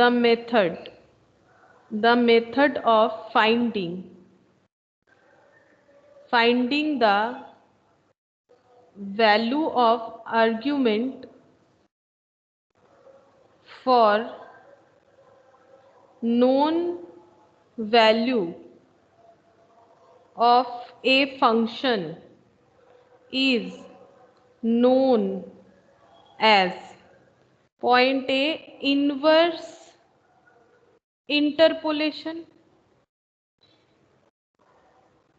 अच्छा, ऑप्शन बी एक्स्ट्रापोलेशन। एक्स्ट्रापोलेशन क्या होता है, मैंने फर्स्ट दिन ही समझाया था, जब हमारे सीरीज के बाहर हो जाता है, वो पॉपुलेशन का एक एग्जाम्पल लिया था। इंटरपोलेशन और डी नन ऑफ दिस। क्या बोला है, the method of finding the value of argument. अब आर्ग्यूमेंट क्या है, अगर ये भूल जाओगे तो नहीं समझ पाओगे। मैंने आज भी तुम लोग को बताया था कि एक डिपेंडेंट वेरिएबल होता है, एक इंडिपेंडेंट। एक्स होता है इंडिपेंडेंट वेरिएबल, वाई होता है डिपेंडेंट वेरिएबल। एक्स को क्या कहा जाता है और वाई को क्या, वाई को एंट्री और एक्स को क्या कहा जाता है, आर्ग्यूमेंट। एकदम फर्स्ट क्लास याद करो, है ना। तो अगर मुझे आर्ग्यूमेंट का वैल्यू फाइंड आउट करने बोल रहा है, मतलब एक्स का वैल्यू फाइंड आउट करने बोल रहा है। अगर एक्स का वैल्यू फाइंड आउट करने बोल रहा है तो ये कैसा इंटरपोलेशन है, inverse, extrapolation, interpolation, none of this. बताओ, जब भी एक्स बोलेगा, आज भी मैंने बताया, बताओ क्या होगा मैम इनवर्स इंटरपोलेशन। जब भी हमें एक्स, अब एक्स पता तो होना चाहिए ना, आर्ग्यूमेंट मतलब एक्स होता है, तो ये सारा पॉइंट ध्यान रखना है। अच्छा ठीक हुआ है ये वाला 28th। अब 27th नंबर क्वेश्चन। अच्छा, the following table gives weight of a baby during first 6 months of life, ठीक है। 6 महीने के बच्चे का वेट, अच्छा एज, वेट, अच्छा वेट है LBS में, ठीक है, और एज है मंथ में, यानी बच्चे लोगों का डेटा दिया हुआ है 0 मंथ, 2 मंथ, 3 मंथ, 5 मंथ और 6 मंथ। और यहाँ पर वेट है 5, 7, 8, 10 और 12। और क्वेश्चन पूछ रहा है व्हाट विल बी द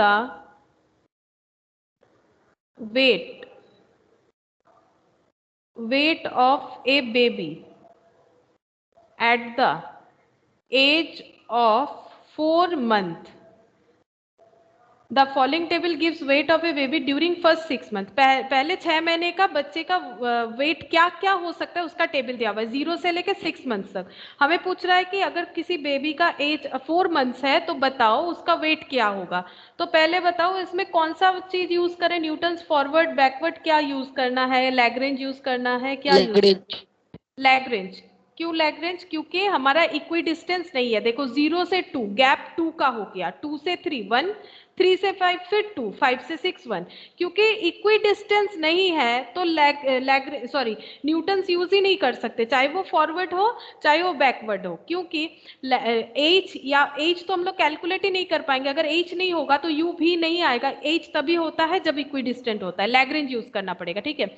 लेकिन अगर ये क्वेश्चन न्यूटन्स वाले से होता तो बताओ फॉरवर्ड यूज करते या बैकवर्ड 4 महीने के बच्चे के लिए? ये तो होता ही नहीं, क्योंकि 4 तो फिर हम लोग का किधर आ रहा है, इधर आ रहा है, 4 इधर आ रहा है। बैकवर्ड यूज करते हैं। हाँ, फिर बैकवर्ड यूज करते, 4 इधर आ रहा है तो बैकवर्ड यूज करते। अच्छा हाँ, इसका ऑप्शन बता देते हैं ताकि तुम लोग प्रैक्टिस कर लो, इसे कैलकुलेट कर पाओ। ऑप्शन है ए 8/9 LBS, ऑप्शन बी है 8 and 8/9 LBS, ऑप्शन सी है 7/9 LBS और ऑप्शन डी है नन ऑफ दिस। और आंसर है 8 and 8/9, ठीक है, 8/9। अच्छा, 26th number question, the following may be expressed as delta square y0 equal to question mark. आज का जो फर्स्ट क्वेश्चन किया था ना उसी तरह का है। इसे कैसे एक्सप्रेस कर सकते हैं? Delta y1 minus delta y0, y2 minus 2y1 plus y0, C both a and b और d में नॉट, मतलब none of this. Delta square y0 को कैसे एक्सप्रेस कर सकते हैं? यहाँ पर फिर से दिखा रहे हैं, आज का फर्स्ट क्वेश्चन ऐसा ही था। तो डेल्टा स्क्वायर y0 कर रहे हैं, जब स्क्वायर मिल रहा है यानी किस किस चीज का हम लोगों ने डिफरेंस लिया होगा? डेल्टा का लिया होगा, ठीक है, डेल्टा का लिया होगा, मतलब इसके पहले वाले कॉलम का। डेल्टा स्क्वायर का पहला कॉलम डेल्टा होता है, ये सेकंड ऑर्डर, उसके आगे वाला फर्स्ट ऑर्डर। फर्स्ट ऑर्डर का डेटा माइनस करेंगे सेकंड ऑर्डर मिलेगा, सेकंड ऑर्डर का माइनस करेंगे थर्ड ऑर्डर मिलेगा। तो 0 है तो यहाँ पर 0 हो जाएगा, तो यहाँ पर क्या हो जाएगा 1, ये 0 होगा तो ये 1। तो ये ऑप्शन ए के साथ टैली कर रहा है, लेकिन हमें बोला है कि बोथ ए एंड बी देखो, ठीक है। अब डेल्टा y1, जैसे ही डेल्टा y1 हुआ, इसका मतलब फर्स्ट ऑर्डर का डिफरेंस। और फर्स्ट ऑर्डर का डिफरेंस कैसे आता है? फर्स्ट ऑर्डर का डिफरेंस y के डेटा को माइनस करके आता है, तो ये हो जाएगा y2 माइनस y1, ठीक है। और ये क्या हो जाएगा? ये हो जाएगा y1 माइनस y0। तो y2 minus y1 plus y0, तो y2 minus 2y1 plus y0, यानी ये वाला भी हो गया। इसका मतलब क्या हो जाएगा? ऑप्शन है ये सी, बोथ ए एंड बी, ठीक है। ये एक ऐसा क्वेश्चन आने का चांसेस मुझे लग रहा है, ठीक है, मतलब ये सब वैसे भी आया हुआ क्वेश्चन ही है। अच्छा, question number 25, the n+1 order difference of nth degree polynomial is n factorial, 0, n+1 factorial और 1, ठीक है। तो इसमें बोला है कि the n+1th order difference of nth degree polynomial is, ठीक है, n+1th ऑर्डर, तो ये 0 होगा, ठीक है, ये 0 होगा क्योंकि n+1th ऑर्डर नहीं आ सकता है हमारा। एक बार देखो, डिफरेंस नहीं आएगा, ये डिफरेंस टेबल से हम दिखा देते हैं। देखो n+1, जैसे यहाँ पर n कितना है, 0 से लेके यहाँ पर 4 तक क्या हुआ है, तो n कितना हो गया 4, तो n+1 मतलब 5 हो जाएगा। बताओ, n मतलब 4 हो रहा है ना, 0 से लेके 4, ये जो यहाँ पर एक एग्जाम्पल है 0 से लेके 4, तो n का वैल्यू 4 आ गया। n+1 मतलब 4 + 1 5th, क्या 5th नंबर डिफरेंस टेबल बनेगा तो उसका कोई वैल्यू आएगा? नहीं आएगा ना, उसका वैल्यू नहीं आएगा, क्योंकि 5th नंबर माइनस करने के लिए हमारे पास कुछ बचेगा ही नहीं। तो n+1th नंबर कभी भी कॉलम रेडी नहीं हो सकता है, ठीक है, nth नंबर ही हो सकता है। यहाँ पर 4 है तो मैक्सिमम 4 डिफरेंस ही बन सकता है। यहाँ पर 5 होगा तो 5 कॉलम बनेगा, 6 होगा तो 6 कॉलम बनेगा। तो ये क्वेश्चन उसी तरह पे है कि the n+1 order difference of nth degree polynomial, तो अगर nth डिग्री है तो 0 होगा, n+1 ऑर्डर कुछ भी नहीं आएगा, ठीक है। nth ऑर्डर हो सकता है बट n+1 ऑर्डर नहीं हो सकता।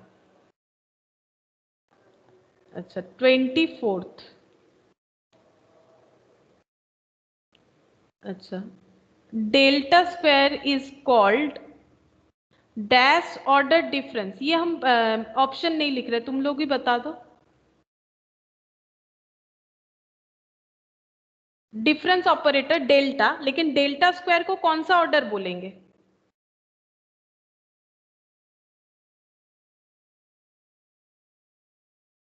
ये देख के बता दो, डेल्टा स्क्वायर को कौन सा ऑर्डर बोलेंगे? Hello. Second second, second order. Delta square को बोलेंगे सेकंड ऑर्डर। यहाँ पर लिख देते हैं, ऑप्शन कुछ नहीं दे रहे, यहाँ पर ऑप्शन था फर्स्ट, सेकंड, थर्ड, फोर्थ, ठीक है, सेकंड ऑर्डर। इसका ऑप्शन क्या दे? अच्छा Newton's forward interpolation formula is appropriate for finding values। Option देखो क्या है? towards beginning of a table, towards end of a table, towards middle of a table। Answer तो मिल गया होगा तुम लोगों को। एनीवेयर इन टेबल, बताओ क्या होगा? Toward beginning of table. Beginning of table, forward होगा तो टुवर्ड्स बिगिनिंग ऑफ टेबल। 23 वाला भी हो गया। अच्छा 22 Newton's backward interpolation formula is appropriate for finding values. बताओ क्या होगा? सेम ऑप्शन दिया हुआ है, towards beginning, towards and, end of the table. Towards end of the table. यानी ऑप्शन बी। ठीक है, सेम ऑप्शन है, हम लिख देते हैं यहाँ पर ऑप्शन बी होगा, एंड ऑफ द टेबल। अच्छा ये भी हो गया। अच्छा 21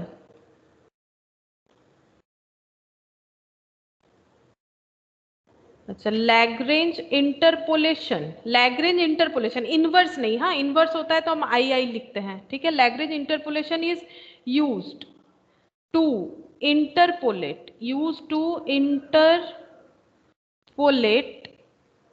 द वैल्यू। इसमें भी ना इसमें भी सेम ऑप्शन है यही वाला, towards beginning of a table, towards end of a table, C middle of a table. Ma'am anywhere in table. Anywhere of the table. हाँ एनीवेयर इन द टेबल। यहाँ पर ऑप्शन जो है ना इसमें थोड़ा सा चेंज कर दिया, लैंग्वेज लिख दिया है, एक ही बात है, एट एनी पोर्शन लिखा है, ठीक है, फिर भी हम लिख देते हैं at any portion of the table.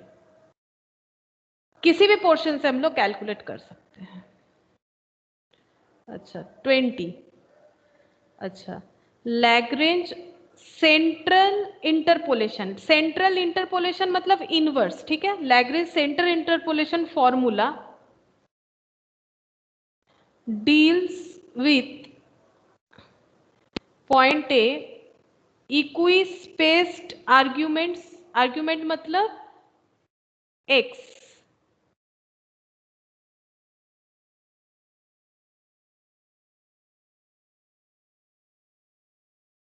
equispaced unequispaced argument C both A and B, और D है NOT none of these। बताओ लैग्रेंज सेंट्रल इंटरपोलेशन फॉर्मूला, तो लैग्रेंज का कोई भी फॉर्मूला उसमें क्या होना जरूरी है? Equispaced, unequispaced, both a and b, none of this.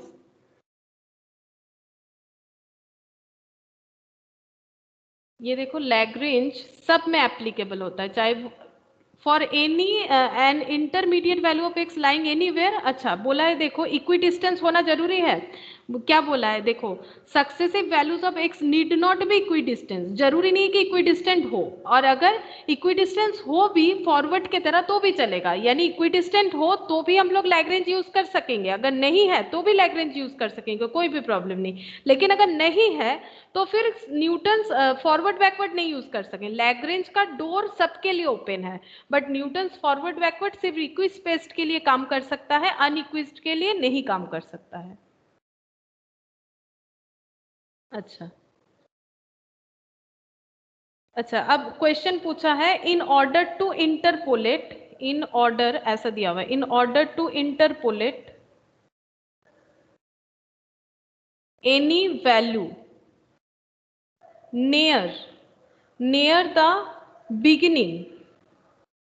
near the beginning of a table, the appropriate formula, appropriate बताओ सबसे appropriate formula कौन सा होगा? ऑप्शन नहीं लिख रहे, तुम लोग बता सकते हो, बताओ, हम आंसर लिख देंगे। इंटरपोलेट करना है near the beginning of the table का वैल्यू, कौन सा फॉर्मूला लगाएं बताओ? Newton forward interpolation formula. अच्छा next 18th, in Newton's forward interpolation formula u equal to x minus x zero by h, u equal to x minus x n by h, u equal to c, option सी है x plus x zero by H, और d है u मतलब x n minus x zero divided by H. बताओ कौन सा answer होगा, देख के ही बता दो। अभी किया भी था थोड़ी देर पहले हम लोगों ने एक क्वेश्चन में, x माइनस, ये देखो भूल जा रहे हो तुम लोग, u का क्या होता है? x minus x zero divided by h, यानी option A, option A x minus x zero divided by h. अच्छा in interpolation the independent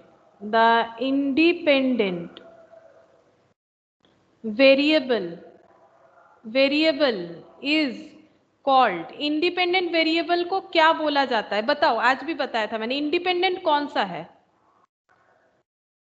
x है या y है? पहले ये बता दो, इंडिपेंडेंट कौन है, x है या y है? अभी थोड़ी देर पहले लिखा था।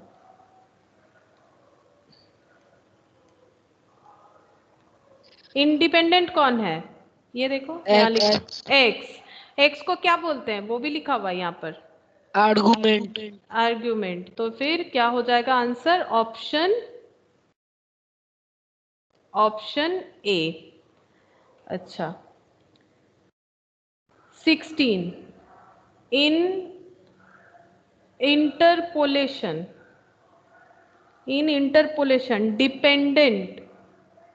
Dependent variable is known as, बताओ, सेम ऑप्शन है, ये तो हो ही जाएगा ना, बताओ क्या हो जाएगा, आंसर लिख देते हैं, बताओ। सेम ऑप्शन है, आर्ग्यूमेंट, ऑपरेटर, एंट्री, नॉट, बताओ क्या होगा? एंट्री, यानी ऑप्शन बी हो जाएगा। अच्छा 15th, in case of Newton's backward interpolation formula, which one of the following equation is correct? कौन सा करेक्ट इक्वेशन है? Option A x minus x N into H equal to V, option B है x minus x N into equal to V H. अच्छा option सी है x minus x N equal to V by H, और option D है x plus X N equal to V H. बताओ, पहले तो ये बताओ कि v कैसे कैलकुलेट किया जाता है? v इक्वल टू क्या होता है? देखो बैकवर्ड में यहाँ पर दिखाते हैं, v इक्वल टू होता है x minus x N divided by H. अब यहाँ पर थोड़ा सा मॉडिफिकेशन कर दिया है, बताओ कौन सा ऑप्शन होगा? Ma'am B, option B, x minus x N into V H, हाँ सही, ऑप्शन बी होगा। अच्छा, ये याद रखना पड़ेगा, नहीं तो प्रॉब्लम हो जाएगा। अच्छा 15 हो गया, अब 14। If we have 4 pairs of values of x and y, then y is polynomial degree, मतलब y का हाईएस्ट डिग्री क्या होगा? Degree of a4 b3 c2 d1। मतलब अगर 4 पेयर्स ऑफ डेटा है, अभी समझा देते हैं। देखो 4 पेयर्स डेटा, ये जो एग्जांपल है ना, ये 4 पेयर्स डेटा, ये देखो 1 2 3 4, अच्छा 5 पेयर्स डेटा है। अगर 4 पेयर्स डेटा होगा तो y का हाईएस्ट वैल्यू कितना होगा? अगर ये छोड़ दो x4 y4 को छोड़ दो, 4 पेयर्स डेटा सोच लो, तो y का हाईएस्ट वैल्यू कितना हो रहा है? 3। ठीक है, y का हाईएस्ट वैल्यू 3 हो रहा है, तो ऑप्शन ये वाला B. If we have 4 pairs of values of x and y, अगर हमारे पास x y का 4 पेयर्स वैल्यू है, then y is polynomial degree of 3। y का पॉलिनोमियल डिग्री जो है वो 3 हो जाएगा। अच्छा, how delta square y1 is expressed. अच्छा, डेल्टा स्क्वायर y1 कैसे एक्सप्रेस्ड होगा? ऑप्शन लिख देते हैं, y2 plus 2y1 plus y0। अच्छा, ऑप्शन बी है y3 minus 2y2 plus y1। Option सी है y2 minus 2y1 plus y0। और लास्ट है option D, y3 plus 2y2 plus y1। तो ठीक है, हम लोग एक बार देख लेते हैं कैसे होगा। सेम वैसा ही क्वेश्चन है जैसे आज स्टार्टिंग में किया था। डेल्टा स्क्वायर y1, अब y1 है, स्क्वायर है, यानी कौन सा वाला लेके माइनस क्या होगा? डेल्टा। अच्छा, यहाँ पर क्या लिखेंगे? 1 जिसका कर रहे हैं, यहाँ पर उसके एक स्टेप आगे y2, ये हो गया। अच्छा, अब डेल्टा y2 का मतलब क्या हो जाएगा? डेल्टा y2 का मतलब हो जाएगा y3 माइनस y2, और ये हो जाएगा यहाँ पर y1 तो यहाँ पर y2, तो y3 minus y2 minus y2 plus y1, तो y3 minus 2y2 plus y1, y3 minus 2y2 plus y1, यानी ऑप्शन ये हो रहा है बी। ऑप्शन बी हो रहा है y3 minus 2y2 plus y1। ठीक है, अच्छा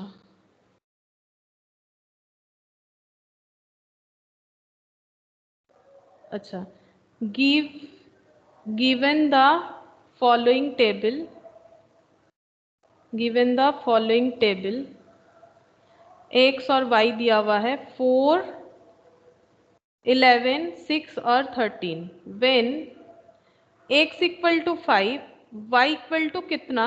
ऑप्शन दिया हुआ है 14 13 12 और 10। अच्छा बताओ, x अगर 5 है तो कौन सा हमें यूज करना चाहिए? कौन सा इंटरपोलेशन लगाए? इन न्यूटन्स या फिर लैग्रेंज, क्या लगाना चाहिए? न्यूटन। न्यूटन नहीं लगा सकते ना, इक्वी डिस्टेंस है कि नहीं चेक ही नहीं कर सकते हैं। 4 और 6, उसके आगे तो कुछ है ही नहीं, तो फिर क्या यूज करें? लैग्रेंज। लैग्रेंज यूज करेंगे, क्योंकि लैग्रेंज तो किसी भी नंबर के लिए एप्लीकेबल होता है। अब लैग्रेंज का कौन सा यूज होगा? इनवर्स या नॉर्मल? नॉर्मल यूज होगा, वाई पूछा है। ठीक है, तो लैग्रेंज इंटरपोलेशन फॉर्मूला यूज करेंगे, करके देखना है तुम लोगों को। 13 आंसर होगा। अच्छा,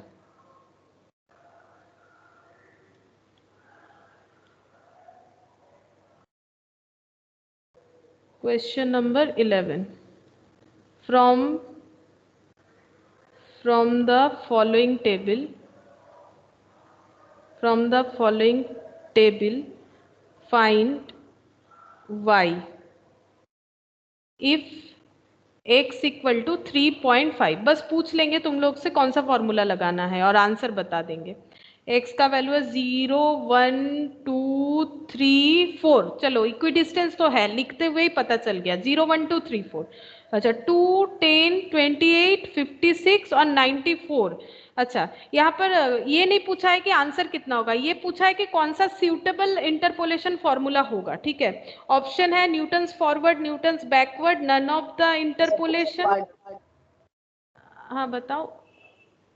backward. Backward, Newton's backward interpolation formula. अच्छा, question number 10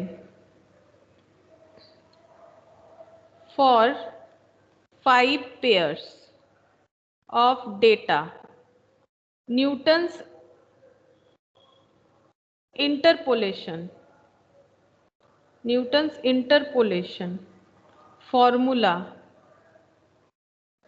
to be expanded up to dash order difference. Option नहीं बताएंगे, तुम लोग ही बता दो कितने डिफरेंस टेबल, कितना सारा कॉलम होगा। अगर 5 पेयर्स ऑफ डेटा है तो Newton's interpolation formula to be expanded up to, हाँ 4th ऑर्डर तक जाएगा। अभी जो ऑप्शन दिखाया था मैंने, जो एग्जांपल, ये देखो 4th पेयर तक जाता है।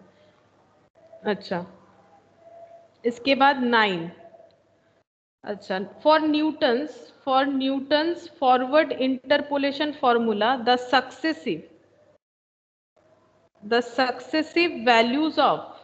वैल्यूज ऑफ आर्ग्यूमेंट, यानी x का बात किया जा रहा है, argument should be option A equally spaced, option B unequally spaced, option C either equal or unequally spaced,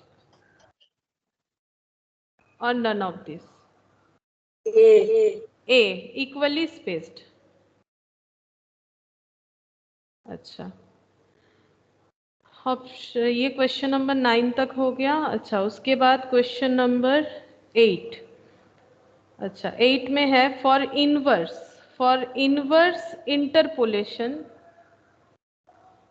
inverse interpolation the appropriate formula. बता दो, ऑप्शन नहीं लिखेंगे। एप्रोप्रिएट, इनवर्स तो एक ही होता है।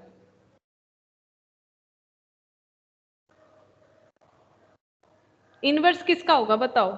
न्यूटन्स फॉरवर्ड इंटरपोलेशन, न्यूटन्स नहीं, अनइक्वली स्पेस्ड तो ये नहीं पूछ रहा है, पूछ रहा है कि for inverse interpolation the appropriate formula क्या होगा, फॉर्मूला पूछ रहा है। Newton's forward interpolation formula, option ए। Option B Newton's backward interpolation formula, option C Lagrange center interpolation formula, option हाँ लैग्रेंज सेंट्रल इंटरपोलेशन फॉर्मूला, या फिर इनवर्स। एक ही बात है, बार बार कह रहे हैं, लैग्रेंज सेंटर इंटरपोलेशन फॉर्मूला जो है वही लैग्रेंज हमारा इनवर्स इंटरपोलेशन फॉर्मूला होगा। ठीक है। अच्छा, question number 7 F of 0 equal to 1, ये हम और सॉल्व नहीं करेंगे, ऐसा एक करवा दिए, तुम लोग ये कर लेना, हम ऑप्शन लिख देते हैं 23। अच्छा, उसके बाद है F of 3 plus F of 4 plus F of 5 equal to 177। ठीक है। Find F of 4 find out करना है। ऑप्शन है 50, 54, 56 और 57। ठीक है, और आंसर होगा 57, जैसे कहा था, क्योंकि 3 वैल्यू है एफ का, फंक्शन का, एक 1, एक 23 और एक 177। सिमिलर क्वेश्चन होगा, हमारा डिग्री हो जाएगा पॉलिनोमियल इक्वेशन का x square plus b x plus c. इसके हिसाब से हमें करना है, जैसा वो क्वेश्चन किया सेम है, एकदम सेम उसी तरह से करना है, करके जरूर देखना, 57 आंसर आएगा। अच्छा, question number 6 find wait of a child, question number 6 है find weight of a child at age of 8 years from the data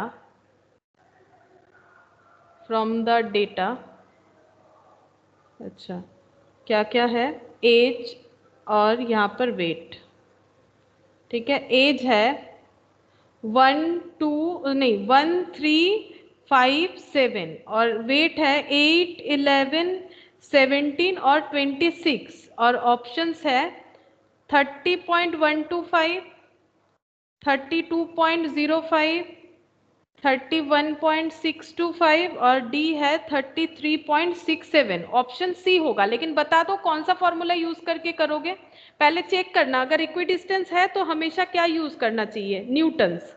equi distance है 1 to 3 2, 3 to 5 2, 5 to 7 2, हाँ इक्वी डिस्टेंस है। अब देखते हैं फॉरवर्ड लगेगा कि बैकवर्ड। 8 ईयर्स का है तो बताओ फॉरवर्ड लगेगा कि बैकवर्ड? बैकवर्ड लगेगा, बैकवर्ड से आंसर आ जाएगा, ठीक है। अच्छा, 5th नंबर, फाइंड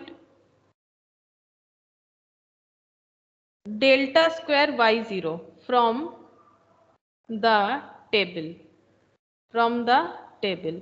अच्छा, x और y 4 5 6 7 8 9, y दिया हुआ है 5 0 1 12 3 22, a ऑप्शन 7, b है 6, c है 10 और d है -6। आंसर 6 होगा, ठीक है।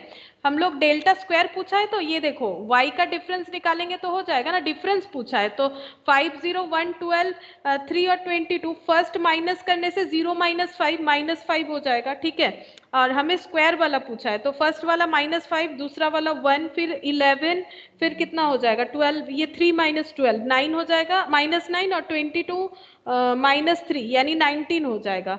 और फिर उसके बाद जब हम लोग माइनस करेंगे तो 1 माइनस, एक्चुअली ये नेगेटिव में आ रहा है, एक बार दिखा देते हैं, ये देखो 5 0 1 12 3 22, तो 0 - 5 कितना हो गया 5, 1 - 0 कितना हो गया 1, अभी इसका कितना हो जाएगा 1 - 0, अच्छा ये -5 होगा, 0 - 5 -5 1 - 0 0 हो गया। अब 1 माइनस ऑफ -5 कितना होगा 6, अगर कोई -6 लिख दोगे तो गलत हो जाएगा, समझ रहे हो। डिफरेंस टेबल कैलकुलेट करना फर्स्ट वाले में ही निकल जाएगा, ठीक है। तो ये हो जाएगा 6 + 6 होगा आंसर। अच्छा, 5th नंबर, अच्छा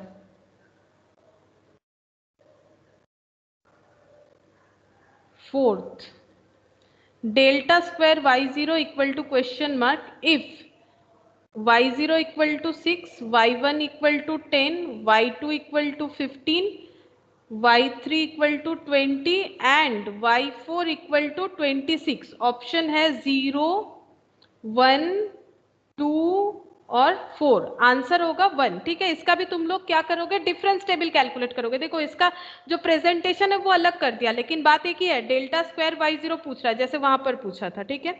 तो ये हो गया 4th नंबर। अच्छा 4th नंबर, अच्छा 2 नंबर, ये नहीं करवा पाएंगे, और 1 नंबर, अच्छा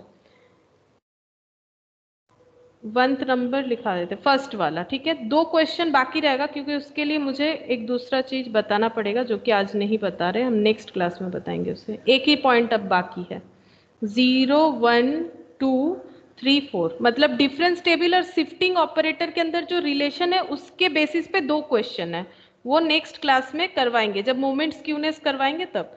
अच्छा, यहाँ पर बोल रहा है कि ये टेबल दिया हुआ है, ठीक है। फर्स्ट क्वेश्चन है, ये टेबल दिया हुआ है, find 4th order difference, 4th order difference find out करने बोला है। ऑप्शन है a equal to 6, option A 6 है, b 0 है, c 1 है और d 2 है। आंसर b 0 होगा, ठीक है। तो तुम लोग इसका कैलकुलेट करना, ये 4th ऑर्डर तक ही जाएगा क्योंकि पेयर कितना सारा है 1 2 3 4 5, 4th ऑर्डर का डिफरेंस एकदम लास्ट डिफरेंस चाहिए जो कि 0 आ जाएगा, ठीक है।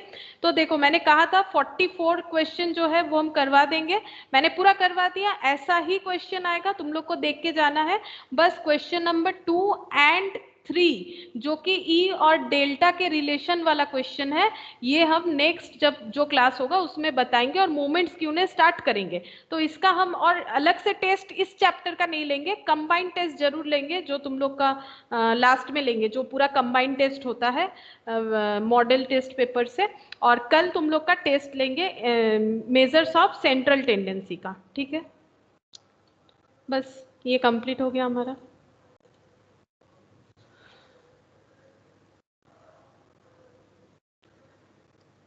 ओके, और तो मुझे कुछ नहीं करवाना है।